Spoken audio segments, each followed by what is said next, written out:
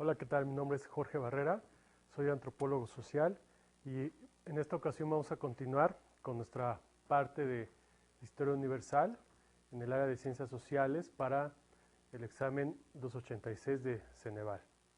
Bueno, en la sesión pasada habíamos hablado hasta lo que era la Revolución Industrial y el inicio de las consecuencias que trajeron este cambio social, este cambio tecnológico para el planeta en sí, para la Europa de ese entonces, para las formas de organización social, político y económico que regían la civilización de esa época.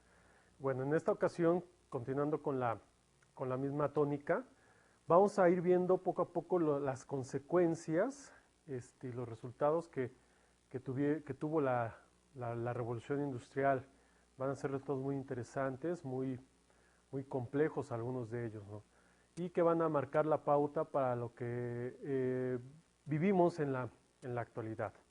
Bueno, vamos a empezar a hablar de lo que es el liberalismo económico y político del siglo XIX.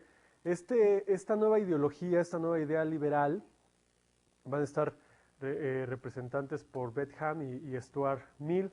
Entonces, una vez, es algo interesante, una vez que se crea o se desarrolla la primera, la segunda revolución industrial, la creación de las máquinas, la creación de las primeras empresas o fábricas que dejan a un lado a las manufacturas o a los talleres artesanales, no nada más va a ser este cambio político, social, sino ahora también va a ser este cambio de formas de pensamiento, ideologías, que van a tratar de instaurar una serie de sistemas o un régimen más por decirlo así, más enfocado a la cuestión social. Entonces, bueno, este primer liberalismo político del siglo XIX, vamos a ver que nos va a tratar de instaurar una serie de estados democráticos. ¿Qué quiere decir esto? Un estado democrático es aquel que se va a regir por sí mismo, ¿sí? Sin perder ¿cómo le podemos llamar? Una legislación global, por así decirlo, en un país. De hecho, es un sistema que llevamos en la actualidad en nuestro propio país. Cada estado tiene su sistema político, su sistema de gobierno, que es independiente, pero no se aleja de un sistema generalizado que rige al país.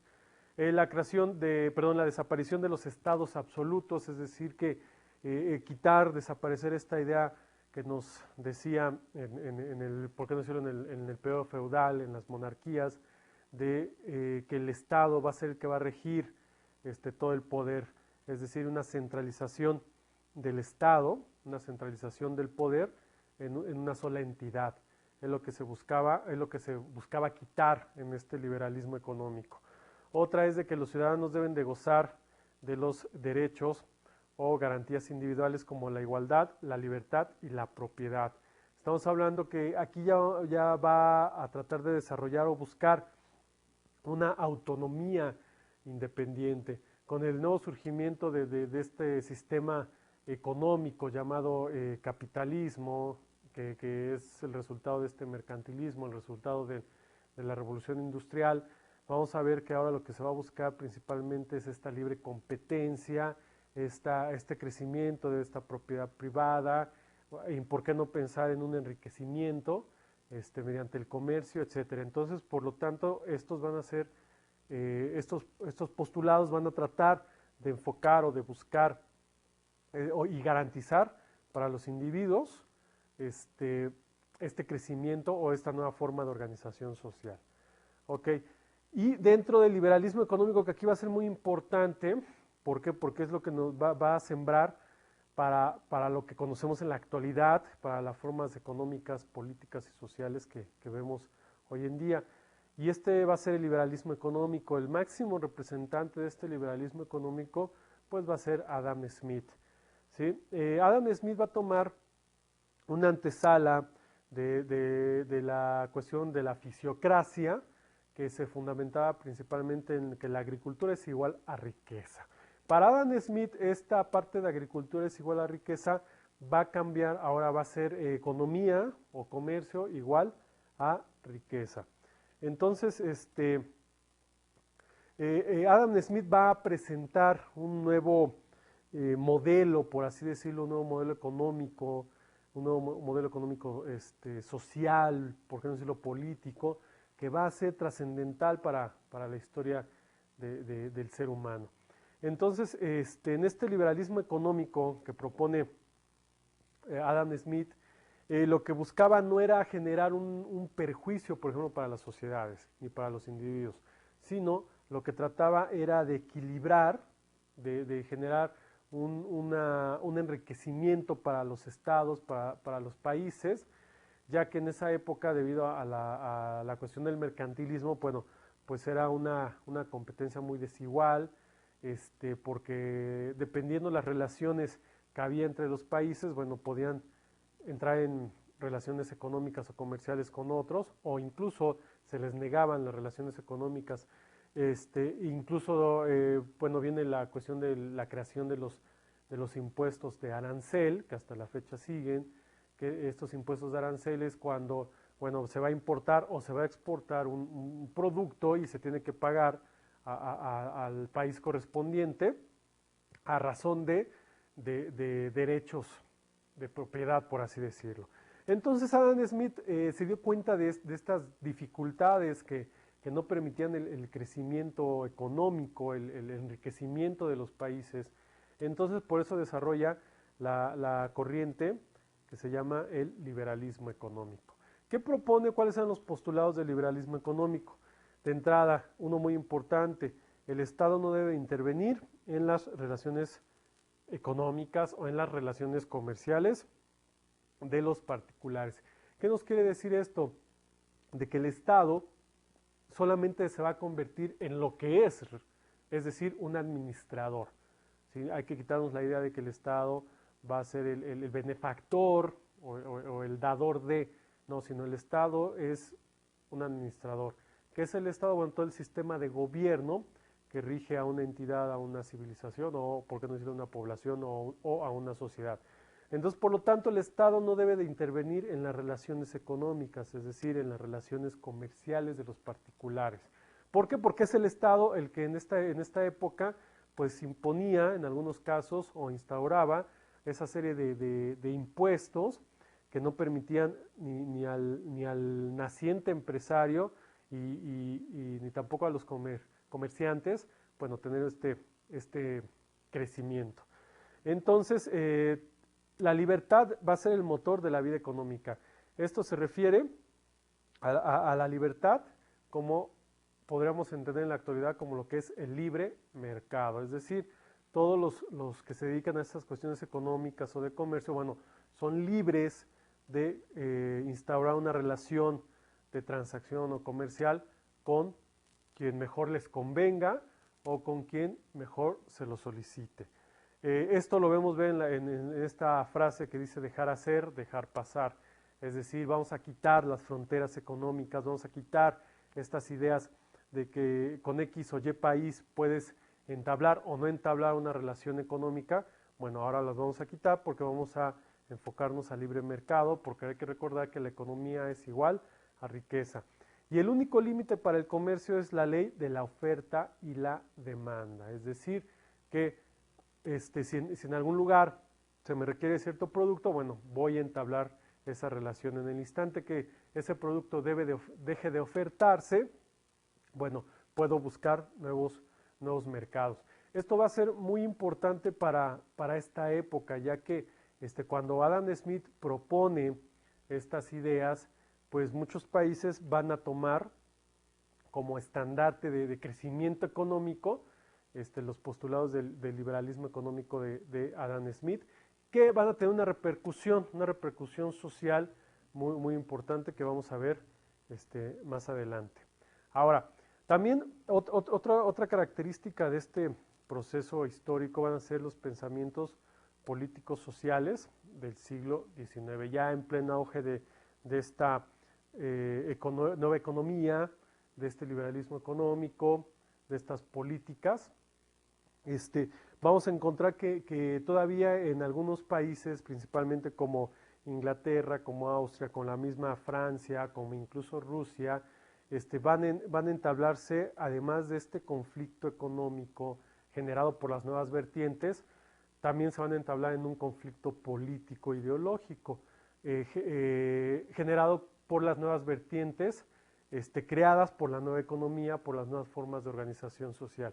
Entonces vamos a ver que para este siglo van a existir una serie de luchas o de conflictos ideológicos entre dos posturas. Una de ellas va a ser el liberalismo y otra va a ser el conservadurismo. Una de ellas trataba de echar a andar estas nuevas corrientes, tanto políticas como económicas. Y la otra, que es el conservadurismo, bueno, trataba de ser más mesurado, trataba de seguir manteniendo la imagen del rey, del monarca, del zar, tratar de no descentralizar el poder en sus ciudades y que todo siguiera en el mismo orden y solamente tomar las cuestiones importantes de la economía liberal que existía en esa época. Bueno, entonces las potencias de la coalición que antecedieron a la derrota de Napoleón, como bueno, Inglaterra, Austria, Rusia, bueno, trataron de generar en el Congreso de Viena para llevar a cabo lo que ellos llamaron la restauración. ¿En qué consistía esta restauración? Bueno, de entrada en recompensar todos aquellos países que intervinieron en la derrota del Imperio francés. Otra cuestión fue darles a estos países a modo de premio, darles una serie de tierras o lugares que van a servir para expandir su dominio, su poder, y esto va a ser debido a las vertientes conservadoras, es decir, que estos lugares donde se les va a otorgar a estos países que ayudaron a derrocar al Imperio francés, bueno, van a tener el chance de crecer sus territorios, su economía, su comercio como tal. Ahora, en Francia, que era el país que tenía este conflicto o que, por decirlo así, no le permitían tener ciertas concesiones, se va a llevar a cabo, bueno, va a asumir el poder Luis XVIII y va a instaurar una monarquía constitucional.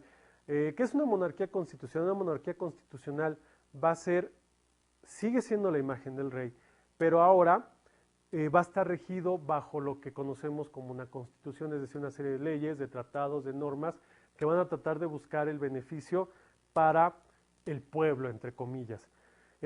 A la muerte de Luis XVIII va a asumir Carlos V como nuevo gobernante, pero él, a diferencia de su antecesor, él va a ser de un modo más conservador, ¿no? Obviamente, con este nuevo crecimiento de las políticas, con este nuevo crecimiento de los movimientos sociales, bueno, va a generar una serie de conflictos, los cuales van a ser llamados la Revolución Liberal, los cuales van a tratar de instaurar una monarquía más ilustrada, como podría ser, más constitucional, más demócrata, ¿sí? Y que va a velar o que va a buscar el crecimiento del país, basándose en una economía. Entonces, bueno, en esta revolución liberal de 1830 se logra derrocar al rey Carlos V y llevar al poder a Luis Felipe de Orleans, quien trató de llevar a cabo estos postulados, pero no sabía, vamos a ponerlo así, estas nuevas corrientes, estas nuevas vertientes económico-políticas, pues no estaban muy entendidas por la monarquía.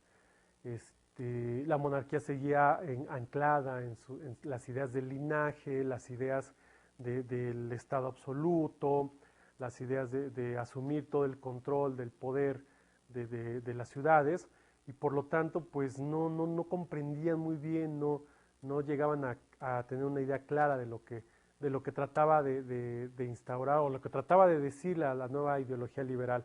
Entonces, debido a esto, las monarquías, bueno, no funcionaron, propiciaron más revoluciones, más levantamientos liberales, encabezados por la parte de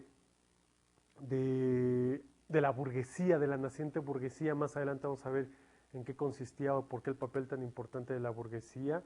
Y entonces, cuando una vez llega al poder de Francia Luis Felipe de Orleans, lo va a abdicar y va a ceder el trono una vez más a un descendiente de la familia Bonaparte. Este va a ser Napoleón III, el cual trata de instaurar o lleva a cabo una reconstrucción del imperio francés, que va a buscar, ahora sí, el tratar de anclarse o tratar de instaurar estas nuevas ideologías liberales, tanto político, económicos, para el crecimiento de la Francia de esa época. Ahora, por un lado, bueno, esta modificación de los gobiernos, y por el otro lado vamos a tener esta reestructuración de la economía, ¿sí? Ya los gobiernos liberales, por así decirlo, ya apoyaban esta nueva ideología del liberalismo económico, de la oferta, la demanda. Va a ser un giro, se va a dejar a un lado la cuestión artesanal, la agricultura se va a seguir manteniendo, pero ya no con el mismo auge, la misma fortaleza que se tenía en el feudalismo. Entonces, aquí va a venir una serie de problemas con esta parte del liberalismo económico social de Adam Smith, que va a perjudicar a un sector, a una clase social naciente de esa época, que va a ser el proletariado. Y claro, como todo esto era nuevo, bueno, los estados, los gobiernos, las monarquías liberales o las repúblicas liberales, pues no entendían, no sabían cómo regular estas nuevas relaciones sociales, estas nuevas relaciones laborales. Entonces vamos a ver que en la revolución industrial va a haber una gran desigualdad, ¿sí? Que se va a acrecentar más con la cuestión del liberalismo económico. Algo bien interesante en el liberalismo económico de Adam Smith. Adam Smith no propone una regulación de las relaciones entre los empresarios o los burgueses con los obreros o con el proletariado.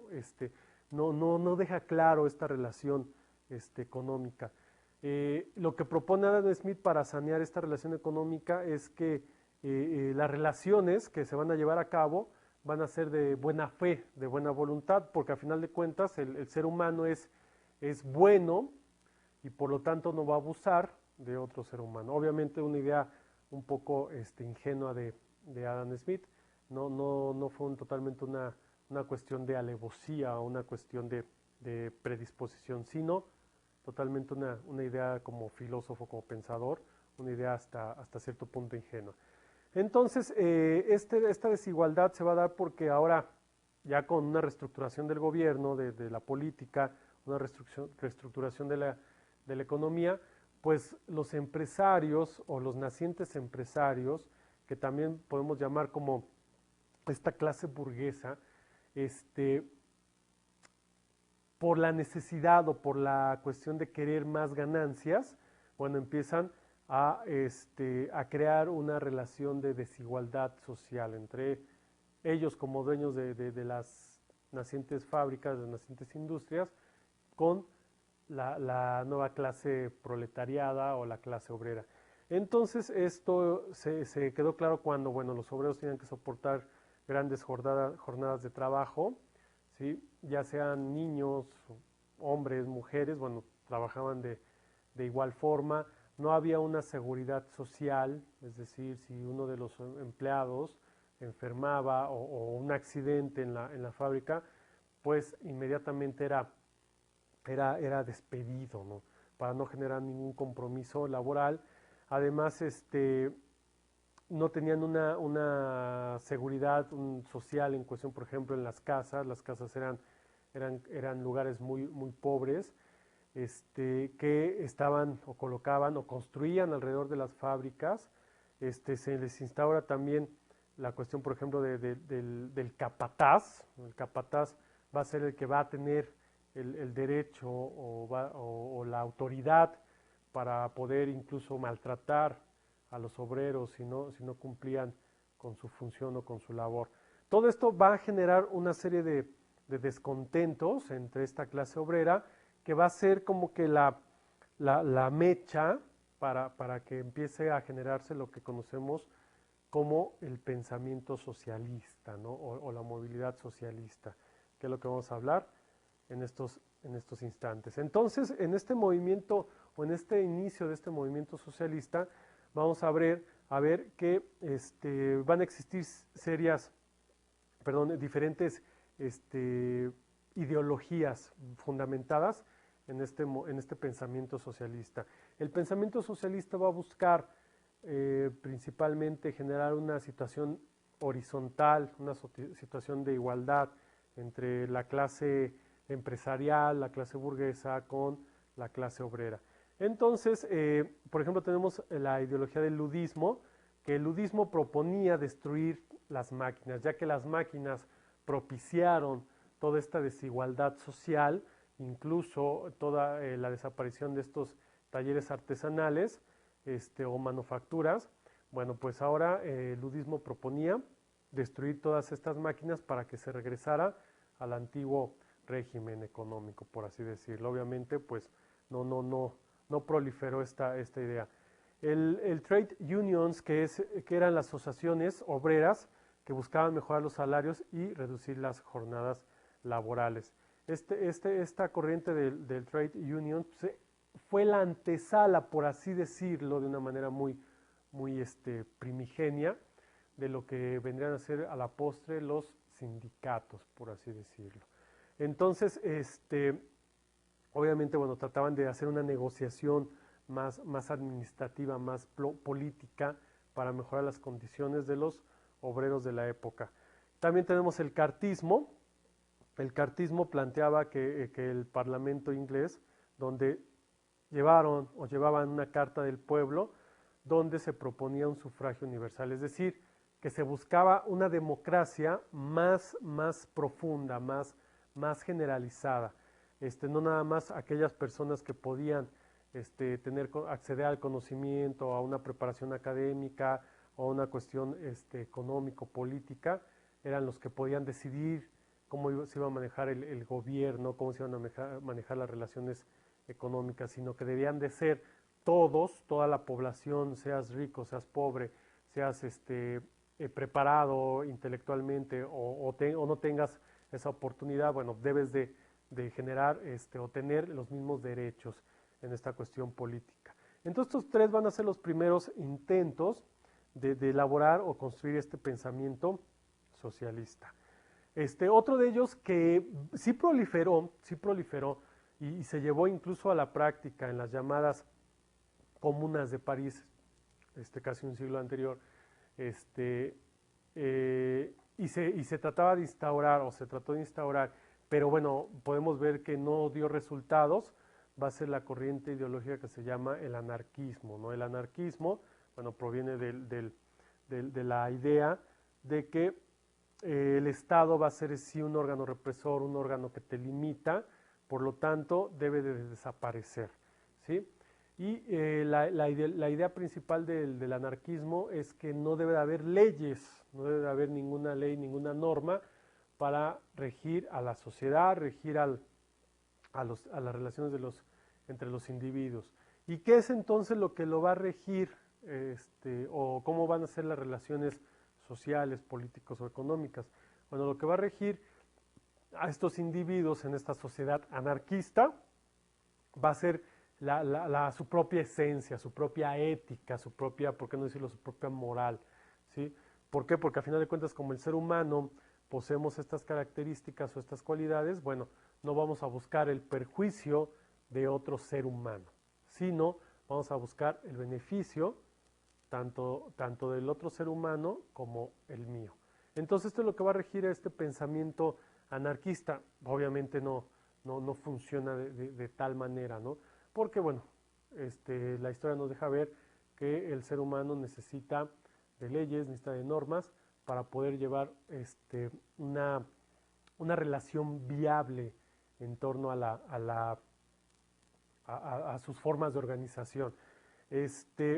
Y por lo tanto, pues necesitamos de leyes, de normas, y lo que sí podemos mediar en vez de ser la cuestión anarquista, bueno, existe el término democracia y el término revolución, que tanto la democracia como la revolución no proponen la desaparición del Estado, sino que sea un cambio, que podría ser la revolución, un cambio de régimen, un cambio de gobierno, y la democracia, bueno, que todos tengamos acceso a elegir a un gobierno o a elegir a la conformación de un Estado. Ok, entonces todos estos movimientos o estas ideologías van a generar lo que se le llama o lo que se le conoce como el socialismo. ¿Sí? El socialismo va a tener diferentes vertientes, que es lo que vamos a ver o platicar ahorita. Por ejemplo, básicamente hubo 3 tipos de socialismo, ¿no? Solamente uno de ellos se llevó a la práctica y se concretó como tal. Bueno, de entrada vamos a hablar del socialismo utópico. El socialismo utópico proponía una sociedad, unas relaciones más equitativas, ¿sí? Y como estas relaciones van a ser de carácter humano, por lo tanto no va a haber explotadores, es decir, trataban de buscar esta sociedad perfecta, esta sociedad equilibrada, una sociedad estable. Obviamente, pues estos pensamientos son muy idealistas, muy incluso hasta ingenuos, por así decirlo, y bueno, por eso se le da el nombre de este socialismo utópico. Los representantes de este socialismo utópico, bueno, tenemos a Saint-Simon, a Robert Owen, a Louis Blanc y a Charles Fourier. De hecho, Charles Fourier va a ser el creador de una escuela filosófica social que va a estar presente en diferentes manifestaciones ideológicas de esta época. Otro tipo de socialismo que sí se llevó a la práctica como tal, eso lo vamos a ver cuando se conforma o se lleva la Revolución Rusa y lo que conlleva todo este movimiento social. Y repito, este socialismo que se lleva a la práctica va a ser el que conocemos como el socialismo científico. Este socialismo científico, bueno, va a ser, como su nombre lo dice, una forma de un método científico, un método histórico que va a analizar el desarrollo de las sociedades a través de la historia. También este socialismo científico va a tener como eje central lo que es el materialismo histórico. ¿Qué es el materialismo histórico? Es el que se va a encargar del análisis del sistema capitalista y su funcionamiento. Recordarás en la parte de filosofía cuando hablábamos de Carlos Marx, ¿no?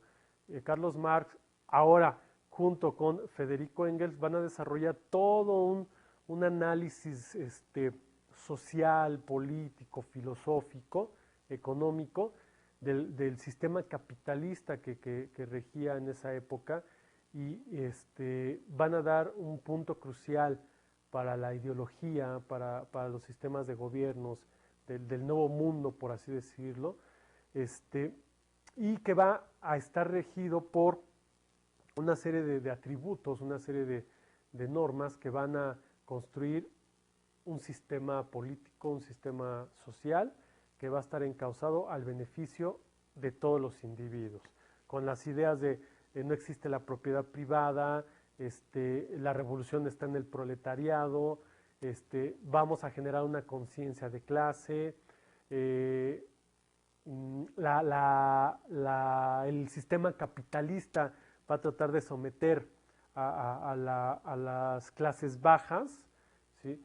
Y mediante mecanismos como son los sistemas de enajenación, ¿sí? El hacer creer a un individuo que pertenece pero en realidad no es así. Bueno, todas estas vertientes van a rendir frutos más adelante con los nuevos sucesos históricos que vamos a ver en un instante. Ok, después de este socialismo científico viene lo que se le llama el socialismo cristiano. Este socialismo cristiano va a estar, como su nombre lo dice, va a estar encabezado por las instituciones religiosas católicas y protestantes. las cuales trataban de llamar la atención, trataban de generar una conciencia para todos aquellos que se aprovechaban o para todos aquellos que no les daban condiciones humanas o calidad de trabajo, calidad laboral a toda la clase proletariada. Y por lo tanto, bueno, trataban de tener una influencia religiosa, una influencia ideológica para tratar de hacer cambiar un régimen capitalista salvaje, por así decirlo.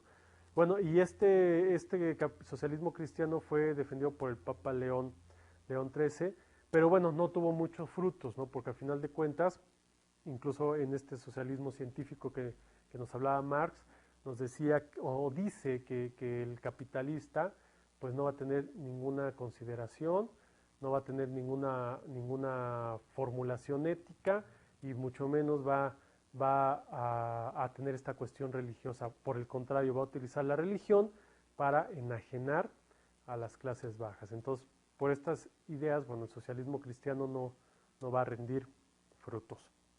Ok, mientras se iban gestando estas vertientes socialistas, por otro lado va a tener o va a empezar a tener mucha fortaleza lo que conocemos como el imperialismo. ¿En qué consistió esta vertiente del imperialismo? El imperialismo va a comenzar con una revolución ya más elaborada, más compleja, que va a ser la revolución científico-tecnológica. Esta revolución científico-tecnológica va a penetrar en tres áreas de la economía, de la sociedad, y por qué no decirlo, de la política y de la ideología. Dentro de la economía va a penetrar en la cuestión de las fábricas que se dedicaban a la metalurgia, a la siderurgia. Obviamente se encuentran nuevas aleaciones, esta revolución químico-tecnológica, bueno, va a servir para crear nuevas formas de producir materias primas que van a servir para engrandecer o enriquecer en estos casos a todos aquellos que tenían este conocimiento. En la industria química, bueno, se empieza la producción de sustancias para conservar alimentos, para prolongar la vida a ciertos productos, para poder dar o ayudar en la conversión de la materia bruta a la materia prima, que van a servir para generar producción en masa. Y la cuestión de la energía, bueno, la revolución eléctrica y la utilización del petróleo como nuevo energético para echar a andar las empresas, las fábricas, los sistemas de comunicación. Esto va a ser importante, aunado con la cuestión de las ciencias.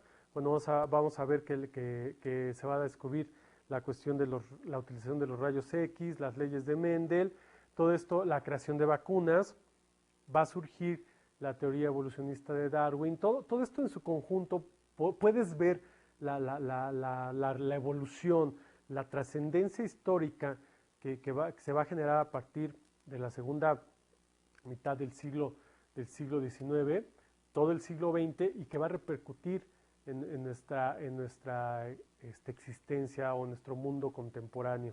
Debido a esta revolución científico-tecnológica, bueno, se va a acrecentar, se van a acelerar los procesos tanto de producción, de comunicación y algo mejor, algo que sí benefició al ser humano, que se va a prolongar el promedio de vida, y con esta prolongación de promedio de vida, todo este crecimiento tecnológico y científico, pues nos va a permitir a los países que poseían estos nuevos descubrimientos, les va a permitir crecer, desarrollarse y evolucionar. Y esto va a ser importante, ¿por qué? Porque en la actualidad vamos a ver esta disparidad, ¿no?, que vemos entre los países. Bueno, ¿por qué existe esta disparidad? Bueno, aquí está la respuesta, ¿no? Porque fueron países que en su momento tuvieron esta revolución científico-tecnológica, tuvieron el conocimiento en sus manos, tuvieron este avance económico y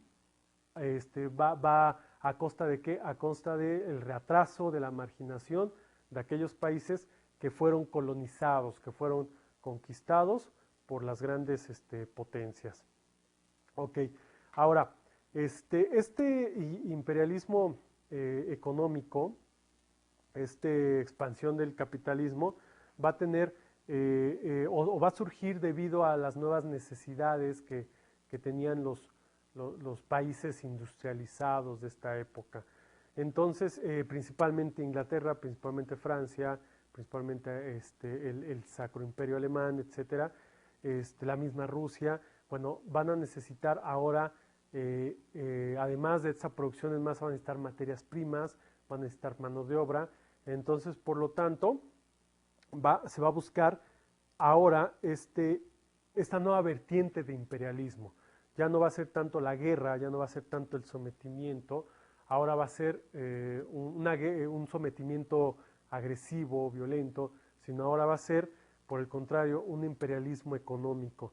¿En qué consiste este imperialismo económico? Bueno, en que se exportaban capitales a los países industrializados a cambio del atraso, de la marginalidad de los países que no tenían acceso a este poder industrial.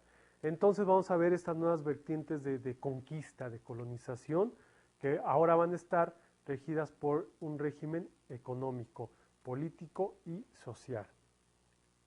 Ok, entonces esta expansión imperialista, esta expansión económica, por así decirlo, se les va a unir un país, una gran potencia industrial, que hasta la fecha lo sigue siendo, que va a ser Estados Unidos.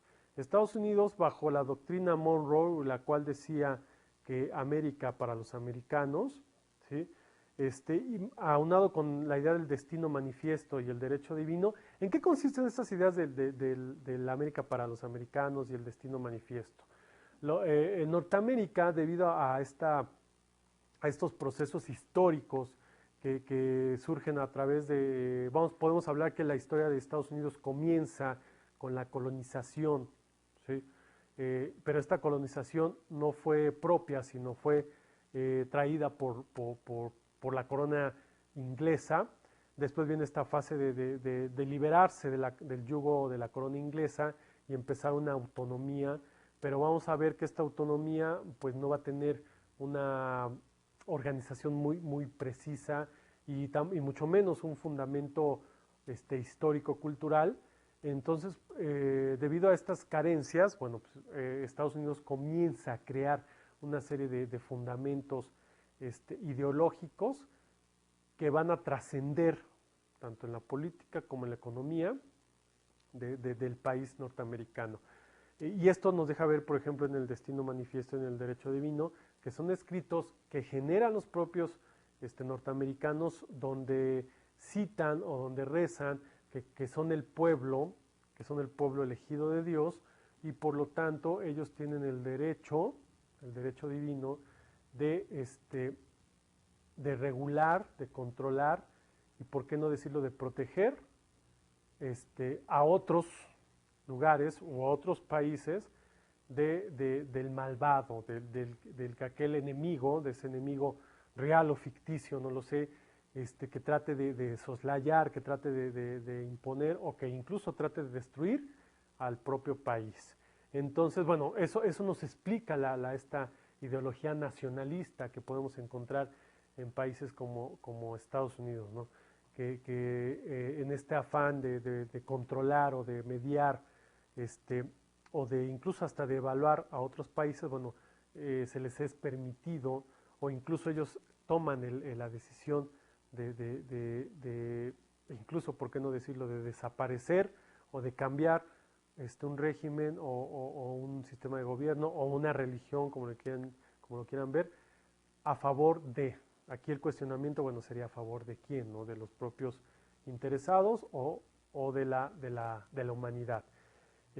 Pero bien.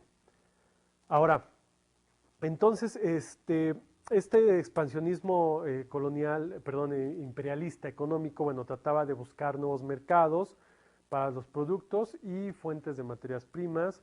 Es bien interesante esta parte, ¿no?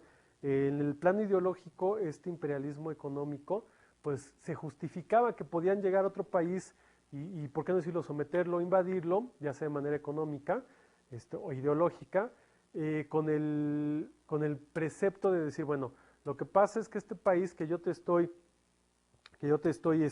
conquistando, que yo estoy expandiendo, que yo me estoy agregando, pues se debe a que este país pues estaba un poco o un mucho atrasado.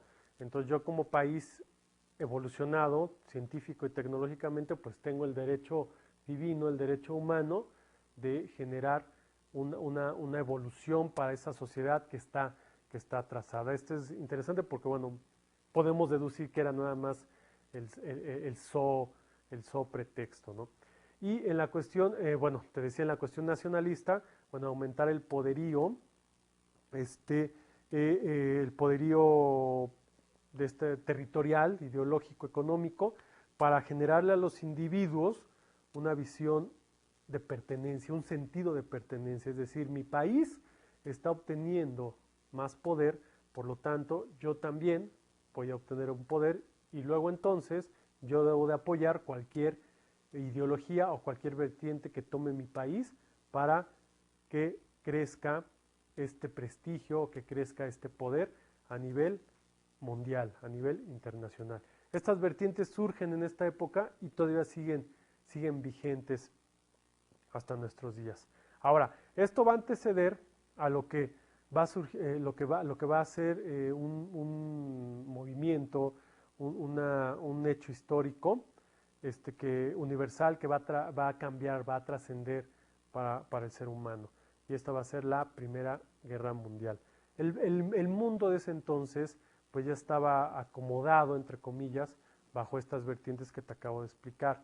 Ahora, ¿cuáles son los antecedentes inmediatos de la Primera Guerra Mundial? La Primera Guerra Mundial, bueno, va a comprender a partir de 1914 a 1918. Entonces, el periodo que comprende de 1871 a 1914 se le va a llamar o se le conoce como la paz armada, es decir, o se va a caracterizar por las rivalidades o la competencia que existían entre las potencias imperialistas, estas potencias que te acabo de decir, que buscaban este expansionismo territorial, este expansionismo tecnológico, ideológico. Bueno, en esta paz armada, bueno, como va la ciencia, la tecnología va avanzando, bueno, trataban de crear, de comprar, de adquirir armas para tener este poder y además van a generar alianzas con aquellos países que tal vez no eran tan poderosos como ellos, pero querían serlo. Entonces, esta paz armada básicamente va a tener dos características principales. Una de ellas es el adquirir armas, ¿sí? Y el otro es integrar alianzas. Ok. En el sistema de alianzas va a haber dos principales. El mundo se va a empezar a fragmentar. El mundo civilizado, entre comillas, de esa época, va a tener dos sistemas de alianzas. Uno de ellos va a ser lo que se le llama la Triple Alianza, la cual va a estar constituida por Alemania, Austria, Hungría e Italia. Y el otro va a ser lo que se le llama la Triple Entente. La Triple Entente va a estar integrada por Inglaterra, Francia y Rusia. ¿Por qué? Porque ahora podrás detectar que en algunos de estos países, por ejemplo, en las guerras contra Napoleón, bueno, pues eran totalmente enemigos, pero en esta parte ya van a ser amigos, ya van a ser aliados. ¿Por qué? Porque ahora lo que se va a buscar es este crecimiento económico, político y social, pero este crecimiento va a estar determinado por las armas, la economía y este sentido nacionalista. Entonces, este sistema de alianzas, esta paz armada, va a generar un clímax de tensión entre los países antes mencionados y lo que va a desatar, el sopretexto para desatar este movimiento bélico, estas guerras mundiales, no nada más la primera, la segunda, en el trasfondo no es nada más los problemas sociales como nos dejan ver o como nos deja ver la historia oficial, sino que en el trasfondo de esta historia, de estas guerras, va a estar el probar el demostrar a la humanidad quién tiene más poder. Y este poder va a estar representado por el poder militar, el poder tecnológico, el poder científico. Entonces, para la Primera Guerra Mundial, el sobretexto de ir probando estas armas, ir probando este poder tecnológico científico, se va a dar por este atentado que va a tener el príncipe heredero a la corona austrohúngara Francisco Fernando, el cual el 28 de julio de 1914 va a ser asesinado por un estudiante serbio que estaba vinculado con organizaciones ultranacionalistas, porque consideraban que este Francisco Fernando no era digno, no tenía el linaje para asumir este puesto, este principado. Entonces, con este sobretexto se atenta contra él y Austria-Hungría envía a Serbia un ultimátum para que eliminara a todos estos grupos ultranacionalistas, pues a lo cual los serbios se negaron rotundamente, rompen relaciones y se comienza la guerra, la Primera Guerra Mundial. Un país poderoso históricamente que va a ser Rusia amenaza con intervenir en la guerra, en el caso de que Serbia haya sido atacada. Y el 28 de julio de 1914, Austria-Hungría declara la guerra a Serbia por estos conflictos, entre comillas, políticos. Lo cual va a desatar esta Primera Guerra Mundial. La Primera Guerra Mundial se va a dividir en dos etapas, lo que se le llama la Guerra de Movimientos, que comprende el periodo de 1914 a 1915, en el cual, en esta Guerra de Movimientos, bueno, los alemanes planeaban invadir Francia, atravesando por ciertos países como Bélgica, y el cual Bélgica era un país neutral, entonces invaden Bélgica para poder llegar al objetivo. Bélgica, al ser un país neutral, consigue alianzas, consigue aliados. Entonces uno de los aliados va a ser Inglaterra. Inglaterra va a ver un buen pretexto para integrarse a la guerra. Entonces vamos a ver que realmente se va perdiendo el conflicto político, el conflicto del asesinato, ahora por un conflicto más de competencia de imperios, ¿no? Entonces, esta parte de la guerra la guerra de movimientos va a abarcar las potencias del Entente, que geográficamente van a rodear a la Triple Alianza, y lo que hace la Triple Alianza es generar una cuestión de amnistía, por así decirlo, una cuestión de análisis. O sea, estamos en guerra, pero todavía no podemos, a pesar de que ya esté declarada la guerra, todavía no vamos a atacar, todavía vamos a esperar a resistir y ver qué es lo que conseguir más aliados para tratar de controlar a estos países que nos están invadiendo, que podría ser la Entente. Entonces, esto se va a ver, falló esta estrategia de contener, de resistir, y entonces con esto va a terminar la guerra de movimientos. Esta guerra de movimientos, te repito, que va a ser más que nada estratégica. ¿Qué países se van a aliar tanto para la Triple Alianza como la Entente? Y vamos a ver quién va a contener este sistema de tensión, este sistema de conflicto, a pesar de que en un momento determinado va a poder estallar la guerra. Esto va a ser muy representativo en lo que se le va a llamar la guerra de trincheras. Para la guerra de trincheras se va a caracterizar porque ninguno de los contendientes contaba con la capacidad suficiente de armas para vencer a los enemigos. Esta guerra de trincheras pues va a estar totalmente equilibrada, va a estar atorada. Y por lo tanto se va a esperar a que los enemigos se desgasten. Vamos a verlo así, es una guerra de paciencia, es una guerra de espera, y pues aquel que se impaciente o que desespere primero, bueno, va a ser el que va a ceder hacia, hacia el contrario. Entonces, en esta guerra de trincheras, pues lo principal, si tienes todo estancado, pues lo que vamos a hacer es ir probando esta nueva tecnología de armas, ¿no? Entonces aquí donde se empezaron a usar, por ejemplo, la aviación, los bombardeos y el uso de gases tóxicos. Incluso va a ser eso muy trascendental, ¿por qué? Porque va a ser la primera vez en la historia universal que una guerra se va a combatir a distancia, por así decirlo. Es decir, yo voy a atacar mediante artefactos más letales, más tecnológicos, y vamos a tratar de evitar el contacto físico. Ok, entonces, para el año de 1915, la guerra de trincheras estaba detenida, y va a haber un suceso en 1917